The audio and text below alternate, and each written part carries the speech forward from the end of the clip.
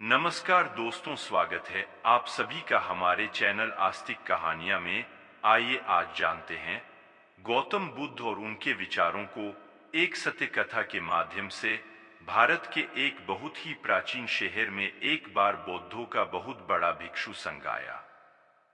तब इस संघ को एक ऐसे वेदपाठी ब्राह्मण के विषय में ज्ञात हुआ जो कि इतना ज्यादा रूढ़िवादी था कि किसी अवैदिक पंडित की छाया भी स्वयं पर नहीं पड़ने देता था।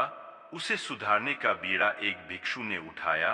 अगले दिन वह भिक्षु अपना भिक्षा पात्र लेकर उस ब्राह्मण के घर पहुंच गया और उसने घर के बाहर से ही आवाज लगाकर पूछा, क्या आपके यहाँ कुछ आहार पानी की सुविधा है? उसकी यह बात सुनकर घर के सभी लोग मौन रहे और उसकी ओर घृणा की दृष्टि से देखा। तब भिक्षु बिना कुछ कहे वहां से लौट आया और दूसरे दिन वह फिर वहीं गया और वही प्रश्न दोहराया।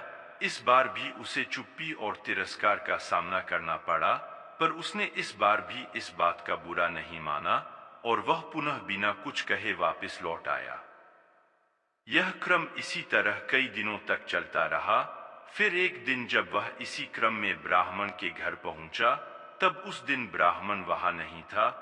नित्य आने जाने के कारण से ब्राह्मण की पत्नी उसे पहचान गई थी।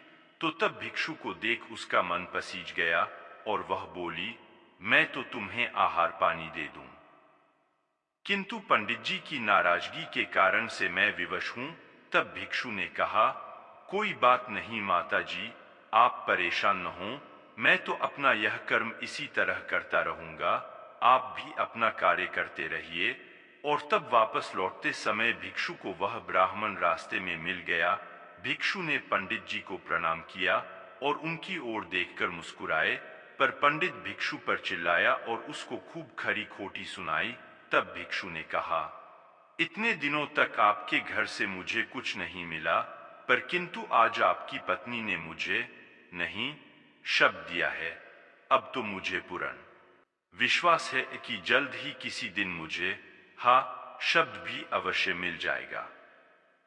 ब्राह्मण तब भिक्षु का यह विचार सुनकर थोड़ा शांत हुआ और बोला, तुम्हारा यह क्रम कब तक जारी रहेगा? भिक्षु ने उत्तर दिया, जब तक कि मैं जीवित हूं। उस भिक्षु का इतना धैर्य देखकर ब्राह्मण का अहंकार पिघल गया और थोड़ी देर तक तो वह उस भिक्षु को एकटक देखता ही रहा।